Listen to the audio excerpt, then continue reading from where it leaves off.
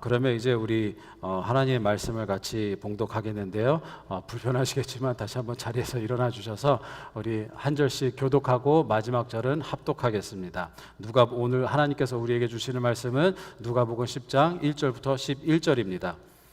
그 후에 주께서 따로 70인을 세우사 친히 가시려는 각 동네와 각 지역으로 둘씩 앞서 보내시며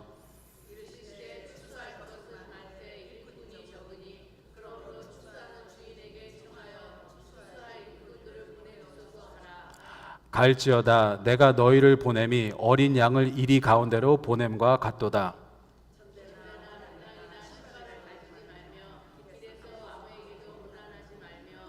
어느 집에 들어가든지 먼저 말하되 이 집이 평안할지어다 하라.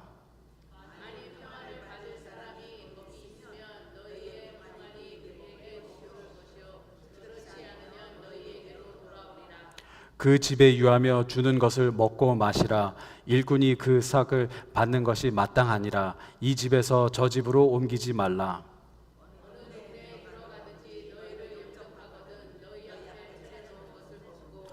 거기 있는 병자들을 고치고 또 말하기를 하나님의 나라가 너희에게 가까이 왔다 하라.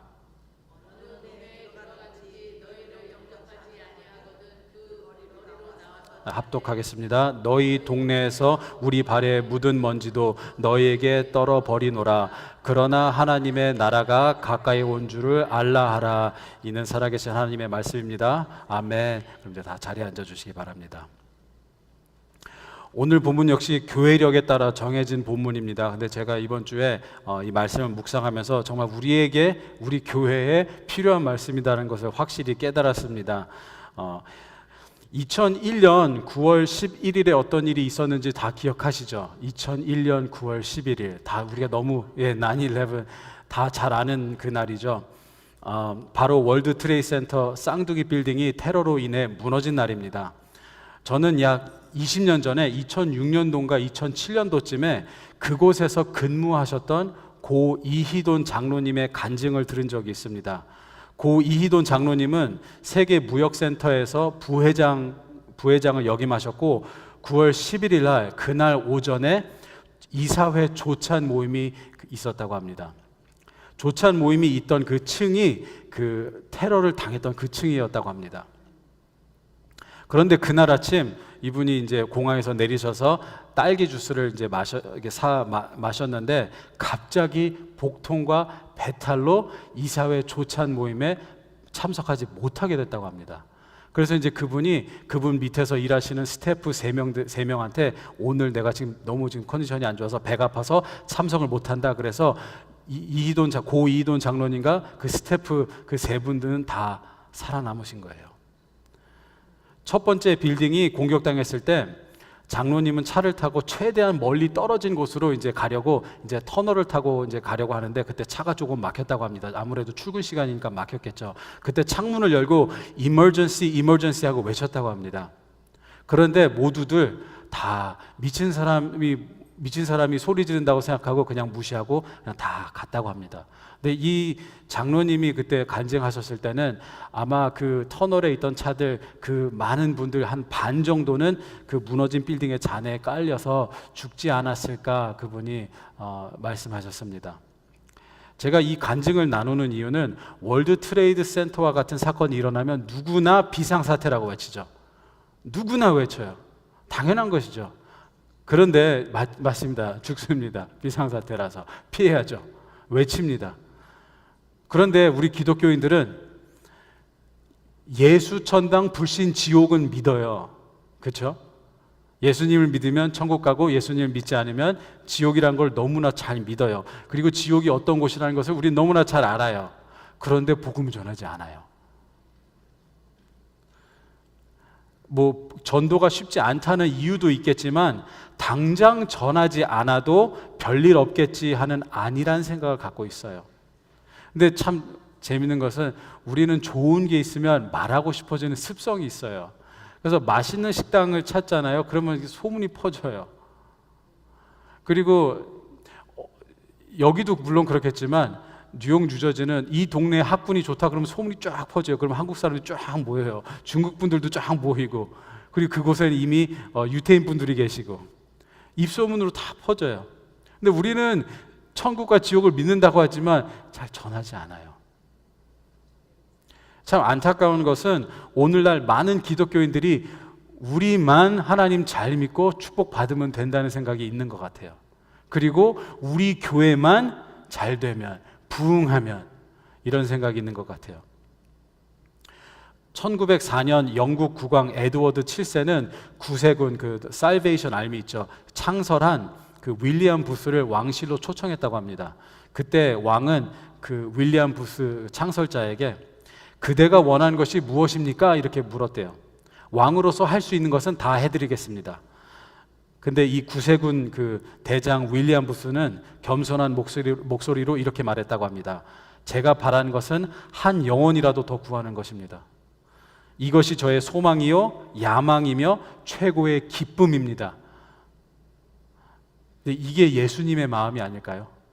한 영혼이라도 더 구하려는 마음. 예수님은 한 영혼이라도 더 구하시기 위해서 오늘 본문에 제자들을 전도 여행에 보내십니다. 파송하십니다. 우리 1절을 같이 읽겠습니다. 예, 감사합니다. 그 후에 주께서 따로 70인을 세우사 친히 가시려는 각 동네와 각 지역으로 둘씩 앞서 보내시며, 그 후에라는 말이 나오잖아요. 처음에 그 후에. 그러면 그 전에 어떤 사건이 있었다는 걸 우리가 살펴봐야 돼요. 그 성경에서 그 후에 이런 말이 나오면 그 전에 어떤 사건이 있는지 알아보면 우리가 이해하는데 도움이 됩니다. 근데 그 전에 어떤 일이 있었을까요? 9장에 보면 예수님께서 이제 예루살렘에 이제 가서 십자가에서 처형 당하시려고 이제 준비하시고 십자가의 처형을 염두에 계신 상태예요. 그때 어떤 한 사람이 예수님께 찾아와서 제가 주님을 따르겠습니다 이렇게 얘기했어요. 그런데 다른 사람에게는 예수님께서 나를 따르라 하셨는데 그 다른 사람은 이렇게 얘기했어요. 이거 급한 것만 해결하고 따르겠습니다. 제가 저희 아버지 장사를 한 다음에 따르겠습니다. 예수님은 지금 이제 예루살렘에 가서 십자가에서 죽어야지 염두에 두고 계신 상태에 두 명, 한 명은 자원해서 따르겠습니다. 다른 한 사람은 나중에 따르겠습니다. 이렇게 했습니다. 그런 상태예요. 근데 성도님들은 어떠십니까? 자원해서 예수님을 따르겠습니다. 자원하는 성도입니까? 아니면 이것만 해결하고 하겠습니다. 이것만 해결하면 제가 주님을 따르겠습니다. 이것만 해결하고 제가 섬기겠습니다 하십니까? 지금 이런 상태예요. 예수님께서. 이런 일이 있은 후에 예수님은 70명의 제자들을 세우시고 각 동네와 지역으로 둘씩 짝지어 보내십니다. 성경에 따르면 이 70이라는 숫자는 상징적이라고 합니다. 그 창세기 10장에 70민족이 나오는데 70은 이 땅에 존재하는 모든 민족을 대표하는 숫자입니다. 그래서 여기서 무엇을 우리가 이해할 수 있냐면 예수님은 복음을 전 세계 모든 민족에게 전하려는 계획과 비전을 갖고 계신 것입니다. 만약 이런 전 세계에 나가서 모든 민족에게 복음을 전하는 복음자들이 없었더라면 우리 조국 한국은 기독교를 받아들이지 못했겠죠. 100년도 더 전에 미국 선교사님들이 한국에 가셔서 복음을 전하셨죠. 그리고 미국인들에게, 영국인들에게 복음을 전한 사람이 없었더라면 우리는 복음을 못 들었겠죠. 그런데 예수님께서 모든 민족에게 복음을 전해 그 제자들을 파송하셨기 때문에 우리가 그 덕을 본 것입니다. 그래서 우리가 예수님을 알게 된 것이고 우리가 영접하게 된 것이죠. 그래서 우리 모두는 복음의 빚진 자들입니다. 예수님은 짝을 지어서 보내셨다고 하는데요. 제가 예전에 도시 선교 그 단체에서 1년 동안 전도를 한 적이 있었는데 맨하탄에 나가서 전도하는 거예요. 그런데 그때는 한 팀에 3명이 전도했어요. 한 명이 맨 앞장서서 전도하고 2명은 뒤에 서서 이렇게 기도해 주는 거예요. 이 앞에 있는 사람이 잘 할 수 있도록, 그 다음에 그 전도 메시지를 들으시는 분이 마음의 문이 열려서 복음을 들으실 수 있도록 2명은 이제 어시스턴트가 되는 거죠. 근데 우리가 같이 복음을 전도할 때 이게 경쟁이 아니잖아요. 우리가 팀을 이루어서 같이 전도해도 됩니다. 만약에 우리 중에 내 주위에는 전도 대상자가 한 명도 없다. 다 자녀들이 교회를 다니시고 주위 사람들이 다 교인들이고 다 다른 교회를 다니지만 다 그리스도인이다 하면 전도 대상자가 있으신 분과 짝을 이루어서 기도로서 동역하면 되는 거죠. 그럼 훨씬 더 힘이 나겠죠. 성령님의 능력이 더 임하죠. 예수님이 이렇게 둘씩 짝을 지어서 보내십니다. 우리 이제 2절을 같이 읽겠습니다. 이르시되 추수할 것은 많되 일꾼이 적으니 그러므로 추수하는 주인에게 청하여 추수할 일꾼들을 보내주소서 하라. 아멘. 제가 성도님들과 대화를 나누며 들었던 말씀이 이 2절에 있습니다. 제가 여태까지 성도님들과 대화하면서 다 이 말씀을 하셨어요. 성도님들이 다 우리 교회는 일꾼이 더 필요합니다. 이 말씀 분명히 하셨어요. 저한테 하셨거나 제 앞에서 하셨어요. 그리고 젊은 사람들이 빨리 와야 합니다. 이 말씀도 하셨죠. 그리고 두세 가정만 있어도 힘을 받아서 일어날 수 있습니다. 이게 무슨 얘기죠? 우리 일꾼이 필요하다는 얘기예요. 그런데 일꾼이 필요한데 그럼 하나님께서 일꾼을 보내주실 때까지 가만히 기다려야 하나요? 예수님 뭐라고 하시죠? 주인에게 청하라고 하죠. 하나님에게 기도하라는 것이에요. 이 말씀은 우리의 현실을 반영하는 우리의 절실한 소망이고 바람입니다. 예수님께서도 추수할 것은 많되 일꾼이 적다고 하셨죠. 복음을 전하고 하나님의 일을 하려면 일꾼이 필요합니다. 그러면 우리는 같이 기도해야 돼요. 그냥 기다린다고 되는 게 아니에요. 오늘 예배 후에 우리가 앞으로 새벽 예배를 어떻게 할지 이제 의논할 계획인데 우리 교회만 따로 드릴 것인지 다른 두 교회와 계속 같이 드릴 것인지 이제 정할 건데 이제 앞으로 성도님들이 다 새벽 예배 우리가 이제 시작하면 다 참석해 주시길 부탁드립니다. 우리 정말 일꾼들이 필요해요. 일꾼들이 정말 필요합니다. 우리가 줌으로 모이기 때문에 가정에서 편하게 참여하실 수 있습니다. 만약에 줌에 참여하는 방법을 모르신다, 접속하지 못하신다, 그러면 제가 가르쳐 드릴게요. 성도님 댁에 있는 컴퓨터로 접속하신다 그러면 댁에 가서 제가 도와드릴 수도 있고 전화기로 하신다 그럼 전화기로 제가 도와드리겠습니다. 우린 정말 기도의 힘이 필요합니다. 그리고 우리는 함께 기도할 때 하나님의 일하심을 경험할 것이고 함께 기도함으로 하나님이 보여주시는 비전을 우리는 발견할 것이고 그 비전을 우리가 향해서 같이 사역을 할 때 하나님의 역사하심을 보고 우리의 믿음도 성장할 것입니다. 그리고 우리가 예배가 1시 반에 시작하잖아요. 한 30분 전에 일찍 오셔서 같이 기도하셨으면 정말 좋겠어요. 예배를 위해서 기도해 주시고 저를 위해서 기도해 주시고 그리고 예배를 드리는 예배자들을 위해서 기도해 주시고 또 우리 그 공동체 안에 몸이 아프신 분들 있다, 기도 제목이 있으신 분들이 있으면 보통 예배 전에 중보 기도 팀이 있거든요. 그래서 30분 전에 오셔서 같이 기도하는 중보 기도 팀이 기도해 주셨으면 정말 좋겠습니다. 그리고 추수할 때 추수꾼을 위해서 기도하라고 예수님이 말씀해 주시잖아요. 그때 우리가 기억해야 될 게 두 가지가 있습니다. 첫 번째는요, 추수할 것이 많다는 겁니다. 우리 교회는 개척교회고 규모가 작아서 추수할 사람이 필요한 것이 아니고요. 그것도 물론 맞지만 그 이유만이 아니고 이건 단지 우리 교회 규모 문제가 아니고 추수할 것이 많다는 것입니다. 이 연합감리교회에서 탈퇴하고 다른 교회 분리하는 과정에서 교회를 떠나신 분들, 그리고 복음을 들어보셨지만 아니면 못 들으셔서 예수님을 영접하지 않으신 분들이 분명 우리 주위에 있습니다. 분명히 있습니다. 그리고 이 미국 전체에서 이 지역만큼 복음을 전하기 어렵지만 추수할 곳이 많은 것도 없습니다.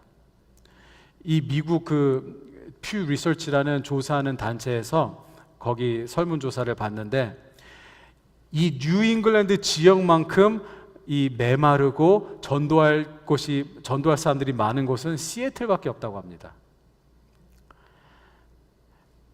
근데 역사를 보면 290년 전 이 뉴잉글랜드 지역에서 미국의 대각성 부흥운동이 일어났죠.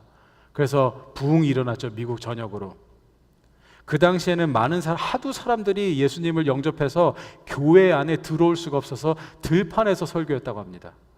그런데 지금은 어떻습니까? 뉴잉글랜드가 지금은 선교의 대상이 되어버렸습니다.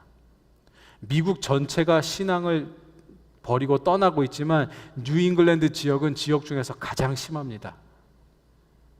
미국에서 가장 심한 곳이 어딘 줄 아세요? 메인이라고 합니다. 그 다음에 버먼트랑 뉴햄셔예요. 가장 심한 곳이, 그 다음에 시애틀이라고 합니다.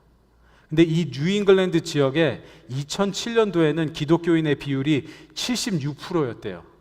2014년도에는 65%, 2024년도에는 58%로 줄었습니다. 근데 이 58%가 기독교인을 말하는 게 아니에요. 기독교인만 말하는 게 아니라 기독교와 천주교를 합친 이 숫자예요. 그러니까 그만큼 교회를 안 다니는 사람들이, 교회를 떠난 사람들이, 신앙을 떠난 가나안 성도들이 많다는 것입니다. 그리고 우리가 두 번째 기억해야 될 것은 추수는 농사의 마무리가 있고 때가 있습니다. 마무리 단계죠. 복음을 전할 수 있는 때도 한정되어 있습니다. 추수도 추수할 때를 놓치면 추수할 수 없듯이 복음을 전하는 것도 때를 놓치면 못 전하는 거예요. 우리의 주위에 있는 그 전도 대상자들이 우리 옆에 평생 있지 않잖아요. 우리가 우리 전도 대상자들에게 복음을 전할 수 있는, 예수님께로 인도할 수 있고 제자를 삼을 수 있는 그 기간이 한정되어 있다는 것입니다. 우리 이제 3절을 읽겠습니다.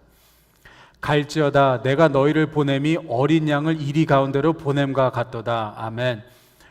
여기서 참 이상하지 않아요? 제자들이 어린 양 같대요. 그럼 어린 양은 보호를 받아야 되잖아요. 보살핌을 받아야 되잖아요. 그런데 이리 때 속으로 보낸대요. 그러면 이때 예수님의 마음이 어떻겠습니까?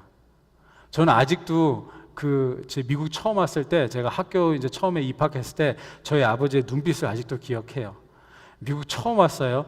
제가 영어 한마디도 못해요. 근데 이제 아들을 학교에 보내려고 하니 저희 아버지가 걱정, 근심, 얘가 학교를 잘 갈 수 있을까? 적응할 수 있을까? 영어 한마디 못하는 애를 학교에 드랍오프하고 가시는 저희 아버지의 눈빛을 30년이 더 지났는데도 저는 아직도 기억합니다. 근데 예수님이 제자들을 어린 양으로 비유하고 세상 사람들을 이리때로 비교했는데 얼마나 예수님의 마음이 어떤지 아시겠죠? 그런데도 보내세요. 왜 보내시죠? 한 영혼이라도 구하기 위해서입니다. 예수님의 간절한 마음이 오늘 이 3절에 담겨 있죠. 얼마나 가슴 아픈 표현입니까? 그런데 우리가 이 예수님의 마음을 조금이라도 헤아린다면 복음을 전하지 않을 수가 없다는 거예요. 제가 지난 그 아버지 날에 그 탕자의 이야기를 나눌 때 나눴는데, 아버지의 마음을 안다면 복음을 안 전할 수가 없는 거예요. 이거는 핑계를 댈 수가 없어요. 아버지의 마음을 아는데 어떻게 안 하겠습니까? 우리 4절을 같이 읽겠습니다. 전대나 배낭이나 신발을 가지지 말며 길에서 아무에게도 무난하지 말며. 아멘. 이 전도 여행은 오래 머무는 선교 사역이 아니라 짧고 집중적인 사명이었기 때문에 많은 준비물들이 필요하지 않았죠. 그냥 가라 이거죠.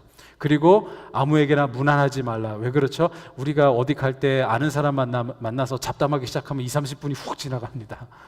근데 빨리 가서 이곳저곳 가서 복음을 전해야 되는데, 이게 인사하다가 잡담이 길어지면은 그러면 시간이 훅 가잖아요. 여기서 뭘 알 수 있죠? 예수님은 빨리 가라 이거예요. 그냥. 제가 전에 섬기던 교회에 계시던 장로님의 이야기를 제가 나누기를 원합니다. 그 장로님의 누님은 중국에서 선교사로 사역하시다가 은퇴하시고 미국으로 돌아오셨어요. 그러니까 그 장로님의 누님, 선교사님은 빈손으로 아무것도 없이 중국으로 가셨고, 또 빈손으로 은퇴하신 후 미국으로 돌아오셨어요. 그분이 은퇴하신 후 미국에 돌아오셨을 때 그 장로님 남동생네 댁에서 이제 잠깐 지내셨는데, 어느 날 누님이 이렇게 말씀하셨습니다. 펜실베니아로 드라이브 가자. 뉴저지에서 펜실베니아로 드라이브 가자고 한 거예요.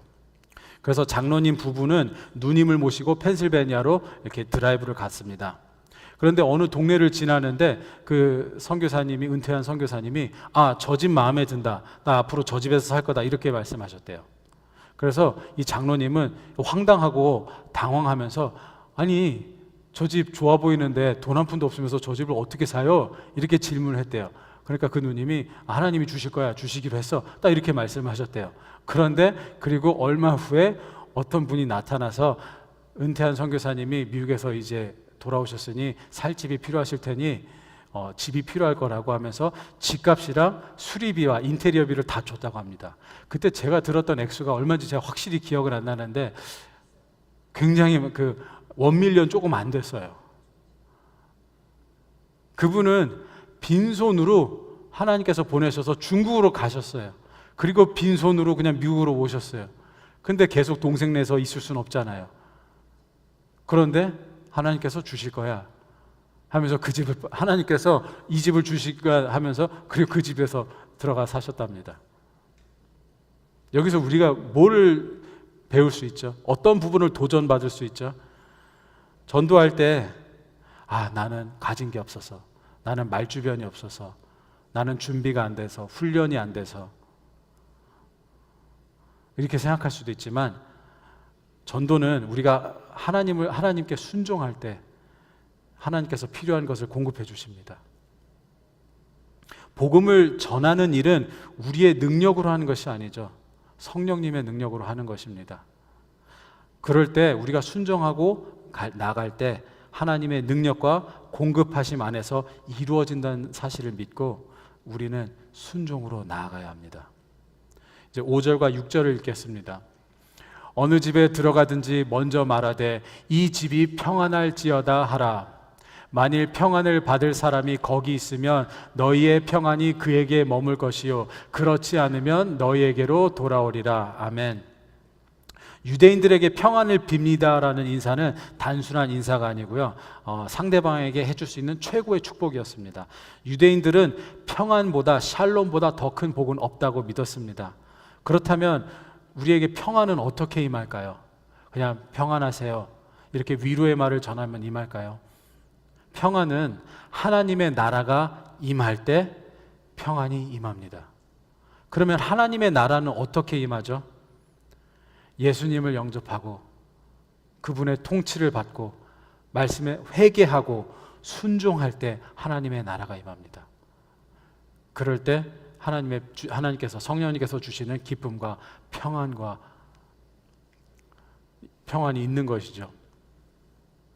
따라서 우리가 평안할지어다, 평안을 전하려면 우리가 하나님 나라에 거하며 평안을 누리고 있어야 합니다.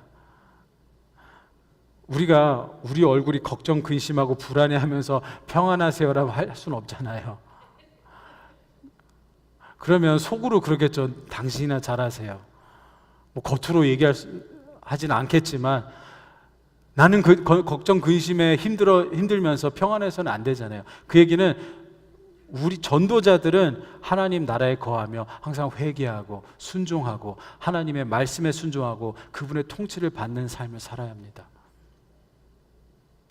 그럴 때 상대방이 우리가 전도를 했는데 받지 않는다, 전도를 받는 것을 거부한다, 그러면 그거는 어쩔 수 없는 거죠. 또 하나님께 맡겨야 되는 것이죠. 그러면 뭐라고 하죠? 그 평안이 그렇지 않으면 우리에게로 돌아온다고 하죠.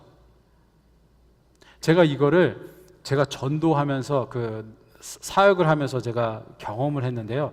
2007년 겨울에 이 말씀을 제가 경험했습니다. 1월에 추운 어느 겨울날 제가 타겟 디파트먼트 스토어에 가서 슬리핑백 5개를 샀어요. 그리고 슬리핑백 5개를 트렁크에 싣고 맨하탄으로 갔어요. 그래서 왜 가냐면 홈리스 분들을 만나서 전도하고 슬리핑백을 나눠드리려고요. 그런데 제가 그때 가서 느꼈던 게 뭐냐면 정말 내가 무식했구나, 이걸 느꼈어요. 왜냐하면 1월 달에 밖에 홈리스 분들이 없다는 거예요. 다 너무 추워서 쉘터 안에 계시거나 아니면 실내 안으로 들어가셨어요. 그 밖에 아무리 운전하고 다녀도 홈리스 분들이 없는 거예요. 그래서 근데 슬리핑백은 샀어요. 그럼 어떻게 해야 되나 그래서 그래도 나눠줘야지 해서 주말마다 밤마다 가서 밤마다 주말에 맨하탄에 가서 슬리핑백을 나눠드리려고 이렇게 운전하고 다녔어요. 근데 그거 5개를 나눠드리는데 한 달 정도 걸렸어요. 그리고 이제 집에 돌아오는 길에 이제 돌아오고 이제 차를 파킹하고 이제 걸어가는데 너무나 이제 마음이 후련해서 하늘을 보고 끝났다 이랬어요. 그때 하나님의 음성이 들렸어요. 그때 하나님의 음성이 뭐였냐면 내가 너로 인해 기쁘다. 제가 하나님의 음성을 여러 번 들었는데 그때만큼 제가 기뻤던 적이 없어요. 그때 그 슬리핑 백이 얼마나 많은 효과가 있었는지도 저는 모릅니다. 그런데 제가 복음을 전하려고 나눔의 사역을 하려고 슬리핑백을 사서 나가는 그 헌신이 정성이 하나님을 기쁘게 해드렸던 거예요. 하나님의 음성을 딱 듣고 내가 너로 인해 기쁘다는 음성을 듣고 가슴이 막 터질 것 같았어요. 그리고 막 눈물이 났어요. 이게 뭐죠? 평안을 전하잖아요. 그러면 그 평안 전하는 걸 통해서 하나님께서 기쁘게 여기시고 영광 받으시죠. 만약에 나는 평안을 전하는데 상대방이 거부한다, 그러면 하나님께서 또 우리가 전도하는 것을 보시고 우리에게 축복을 주시죠. 성도님들이 축복을 받잖아요. 그럼 그 축복이 누구에게로 흘러가죠? 성도님들 자녀들에게 흘러갑니다. 다윗이 하나님을 열심히 믿었을 때 그 수혜자가 누구였죠? 솔로몬이었잖아요. 아브라함이 하나님을 잘 믿어서 그 축복의 수혜자가 누구였죠?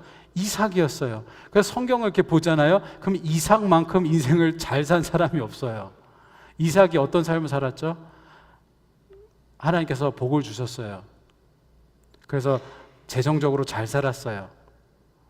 양 무리가 많았죠. 그리고 인생에 굴곡이 많이 없어요. 그래서 창세기를 보시잖아요. 그러면 이삭의 스토리가 제일 짧아요. 아브라함은 길어요. 하나님이 시험 주셔서. 야곱은 길어요. 왜냐하면 불순종해서. 굴곡이 많아요. 근데 이삭은 굴곡이 많이 없어요. 그래서 이삭 얘기가 별로 없어요. 왜 그러죠? 아브라함의 복을 받은 거죠. 그래서 우리가 성도님들이 복음을 전할 때 그 축복을 누가 받죠? 자녀분들이 받는 거예요. 이제 9절을 함께 읽겠습니다. 거기 있는 병자들을 고치고 또 말하기를 하나님의 나라가 너희에게 가까이 왔다 하라. 아멘. 예수님은 이적을 통해 전도 훈련을 하는 이적을 통한 전도 훈련을 제자들에게 시키셨습니다. 제가 전에 섬기던 교회에서 홈리스 사역을 할 때 그 교회에서 필라델피아에 가서 홈리스 사역을 하는데 거기에 정말 마약에 쩌드른 분들이 많아요. 정말 좀비 같아요. 그런데 거기에서 저희가 되게 눈여겨봤던 청년이 한 명 있어요. 왜 눈여겨봤냐면 특별한 이유는 아니고 그냥 그 청년이 혼혈아였어요. 저보다 한 몇 살 어린 청년이었는데 아무래도 이제 동양인 얼굴이 조금 있어서 우리가 얘기를 하면서 당신 혹시 한국인입니까? 물어보니까 맞대요. 백인, 한국인 혼혈이에요. 근데 그 친구가 거기에서 그 홈리스로 마약에 중독돼서 살길래 우리가 더 마음이 갔죠. 같은 한국 사람이니까. 근데 그 친구를 위해서 이렇게 기도를 해줬어요. 그리고 몇 달 후에 다시 봤는데 얼굴이 좋아진 것을 봤습니다. 그때 우리가 얼마나 기뻤는지 몰라요. 왜냐하면 이 펜타놀이라는 이 마약은 사람의 의지로 끊을 수 없는 거예요. 그런데 이 청년이 완전히 끊지를 못하고 계속 줄였던 거예요. 그래서 안색이 변했어요. 그리고 더 멀쩡해졌어요. 이 정말 기도의 힘 아니면 될 수가 없는 일이었습니다. 이렇게 전도를 하다 보면 성령님의 역사가 나타납니다. 때에 따라서 필요할 때 성령님께서 역사하십니다. 우리가 전도를 할 때 성령님께서 역사하시는 것을 보잖아요. 그러면 어떻게 되죠? 우리가 감사를 드리고 우리의 믿음이 성장하죠. 맨날 집에 앉아서 기도하고 성경만 읽는다고 한계가 있잖아요. 나가서 적용해야 되고 나가서 믿음을 전해야 되는 것이고,